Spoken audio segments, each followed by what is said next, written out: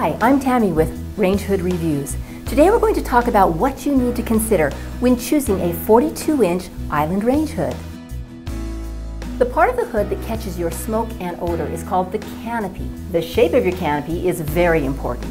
Canopies that are flat and shallow look great, but they cannot trap the smoke as well as something that is deeper and has more cubic space to hold the smoke while the motor sucks it out of your kitchen. It's really important to decide how high you want to hang your range hood, especially over an island. The whole purpose of an island cooktop is to eliminate walls in your cook space and help the area feel more open. Make sure that you hang the hood high enough that you can easily see under it and the space feels open, but no higher than 36 inches above the stove. And make sure that it's low enough that it can efficiently trap and remove odor from your kitchen, but no closer than 28 inches or it will be a fire hazard.